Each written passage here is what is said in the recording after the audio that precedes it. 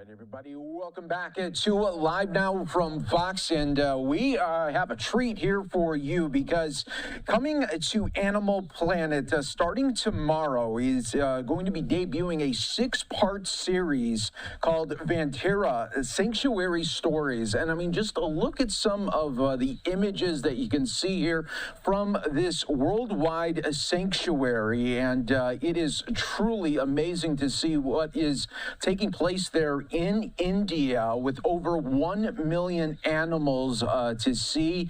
And we are now going to talk to the host here of this show. Always great to have on Forrest Galante. Thanks so much for being with us, wildlife biologist, host of this amazing series. And first off, Forrest, just tell us how this all came about, because I'm so interested in this. Of course, Mike. Yeah, I mean, it is a phenomenal series, and getting there may be part of the craziest story. So this whole place is the vision of Indian billionaire Anant Ambani. And he, like myself, was a nerd since he was a little kid for all things wildlife. And as he grew up and he grew into this unbelievable fortune, he decided that his calling is to conserve and save wildlife. So what started with some boiler chickens off the streets of India has now amounted to over 1 million animals at the world's largest wildlife rescue and rehabilitation center. And not only is it an incredible center for rehabilitation and rescuing these animals that are in desperate need, but the level of care and husbandry is unparalleled to anything on the planet. I mean, it's so phenomenal. And he never told anybody about it, Mike, ever. They kept it a secret. They kept it behind closed walls because it was a passion project, not designed to be a zoo. And then when I met with him, I said to him, we've got to share this. Like, we've got to let the world see how incredible this place is. And he said, okay, do it. And that's how we got here. That is a great story there. And what an amazing experience that you and your crew must have had. First off, just tell us, how long were you there capturing all these images and interacting with the animals? So we've been back and forth to Vantara over the last year, probably spent a collective 3 to 3.5 months there now capturing this imagery because it's so vast, 13,000 acres, 1 million animals. There's so many stories to tell, and picking and choosing the stories was really difficult. But yeah, we've been going there for a year capturing these stories, and we've finally been able to put this series together with Animal Planet. And tell us, what were some of the animals that you really gravitated towards, that caught your eye and was unique to you? What were some of those amazing stories to tell? You know, you're seeing on screen right now an orphan jaguar named Gracia, who was a result of inbreeding, meaning her parents were bred to try and create more offspring, and her parents were likely brother and sister. And because of that, she had a genetic deformation, which is basically extremely advanced hip dysplasia. And that little jaguar, anywhere else in the world, would be euthanized, would be put down because she's such a weak specimen. But because Vantara stands for rescuing every single animal that you can imagine, and I mean everything. I'm talking about little lizards to giant elephants. They have done things with her like constant rehabilitation, artificial hip replacements. I mean, spending tens of thousands, if not hundreds of thousands of dollars on surgery of creatures that otherwise would just be written off immediately. And so telling those stories is really what sets this place apart, I think, from your average zoo. It's not a zoo. It's not designed for people to visit. It's not designed for people to view the animals. It is truly designed to try and rescue every single individual creature. And so seeing that and knowing that every animal there has a backstory, every animal's come from a life of abuse or come from a difficult situation, and seeing what that flower blooms into and how these animals can have this unbelievable life and go through these medical treatments, that's been a really incredible experience for me. And Forrest, what are the operations like there? And I mean, what is the upkeep needed to take care of, over 1 million different animals? I mean, how many people do they have on staff here?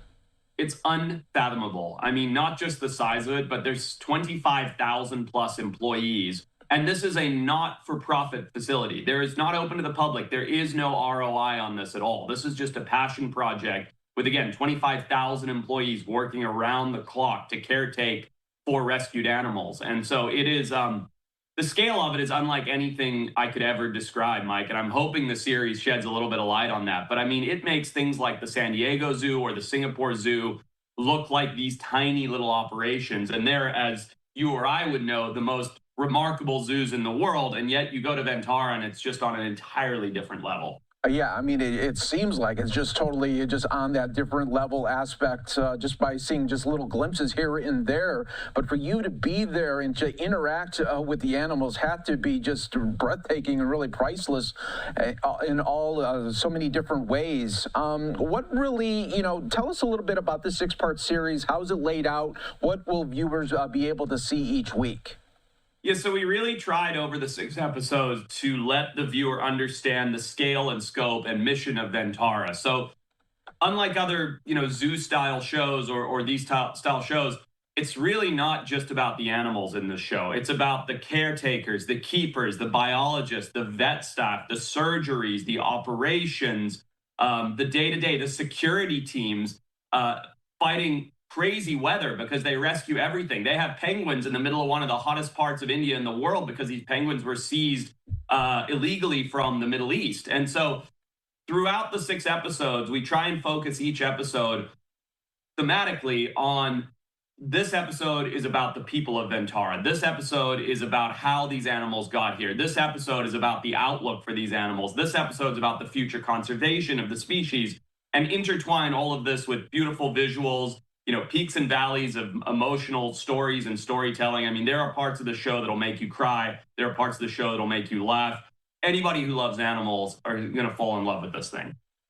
And what do you think different operators around the world of different sanctuaries, when they see this, what do you think they'll think about their own operation? Well, one of my biggest goals with this piece of media, Mike, is to hope that Ventara sets such a different standard and level of care for animals in captivity. I hope that the world, and they publish, their findings and data so that all other zoos and facilities can take from it.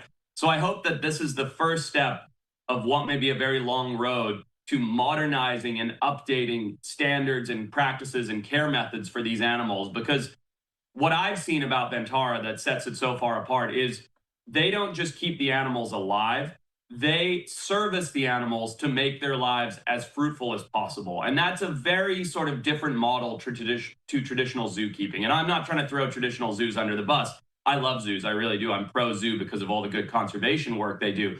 But they can learn a lot from the way Ventara has done things. And it's because of their resources. Ventara has unlimited resources, unlike most other facilities, but other facilities can implement the learnings from this one. And I'm really excited for other billionaires to maybe be inspired by this, other zoos to be inspired by this, average kids at home to fall in love with animals and be inspired by this. I really think it's a feel-good show that checks every box. Yeah, because I mean that's such a great message to really showcase. Like, this is the level that it could be at if there is more pooled resources to get to some of these different sanctuaries around the world. Because, like you said there, it's not about just keeping the animals alive, but for them to be thriving is, I think, right, is the key here. That's right, and thriving in some cases is an understatement. I mean, you'll see elephants getting pedicures in here. You'll see animals getting massages, acupuncture, aromatherapy. They have the world's only elephant jacuzzi. They literally built a giant jacuzzi, double the size of my house that I'm currently sitting in talking to you, Mike, for elephants to go into the spa if they feel like it. I mean, that level of care, that style of thinking is not thinking that I have ever seen in animal husbandry. And so I really am excited for the world to see this for the first time. Yeah, that is super neat, and just to see all the different aspects here of the sanctuary. It's going to be so great to see week by week, and just how so many viewers are going to be seeing this large scale at such a different vantage point. Absolutely. No, it's really exciting. It's exciting for the world to see it. It's exciting for Vantara to be shared with people for the first time in television. And I just love it. And I think everybody that watches it will as well. Yeah, no doubt about that at all. So everyone, Vantara, Sanctuary Stories premiering tomorrow on Animal Planet. Check your local listings. You're definitely going to want to DVR this and keep on watching as well. Forrest, thanks so much again for joining us on Live Now from Fox. Always great to speak with you. Thank you, Mike. Life expert and concert. All right, thanks so much there to Forrest for a great breakdown and an inside look at Vantara. We will take a 2-minute break on Live Now from Fox. We'll be back.